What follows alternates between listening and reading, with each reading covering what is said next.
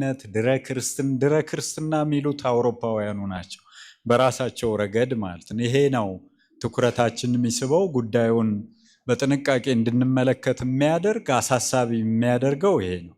ድረ ዘመናዊነትን አቻ ቃል ወይም መጠሪያ ሲፈልጉለት ያሉት ፖስት ክርስቲያኒቲ ፔሪድ ድረ ክርስትና ዘመን ይሉታል። ምንድነው የሚሰጠን ትርጉም?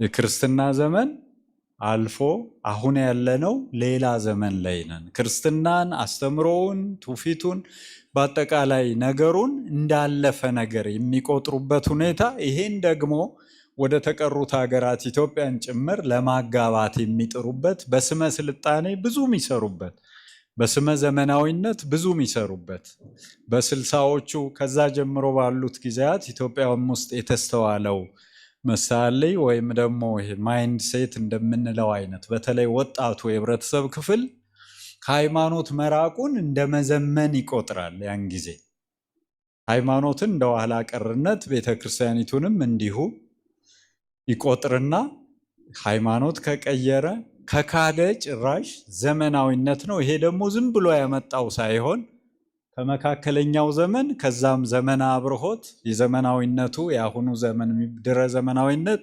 በቅብብሎሽ እያሰረጹብን ያለ ነገር በተለይ በትምህርታችን ስርዓት ውስጥ በባህል ለውጥ ውስጥ እየተስተናገዱ ያሉ ጉዳዮች እኒህ ስለሆኑ ነው። እና ኦርቶዶክሳውያን ይህን በተለየ አይን በጥንቃቄ የሚመለከቱት ጉዳይ ያደርጉታል። ለምንድን ነው? አጭር ማሳያ ካሊስቶስ ዌር የሚባሉ ምስራቃዊ የነገረ መለኮት ጥሩ ጸሐፊ ያሉ ምዕራባዊ ክርስትና ነገሮች እጅጉን ተፈራርቀውበታል፣ በዘመናት ተለዋውጧል፣ አስተምሮው ጭምር የማይነካው ነገረ ሃይማኖት በፈለጉት ልክ ይለዋውጡታል።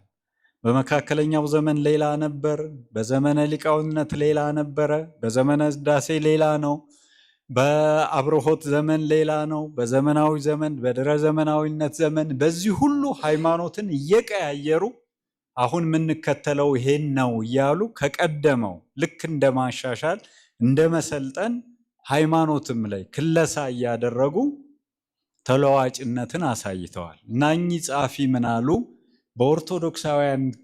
በኦርቶዶክሳውያን ዘንድ ግን አሉ መካከለኛው ዘመን የለ፣ የታድሶ ዘመን የለ፣ የአሁኑ ዘመን የድረ ዘመናዊነት የሚባል የለ፣ ያለው አንድ ዘመን ነው አሉ።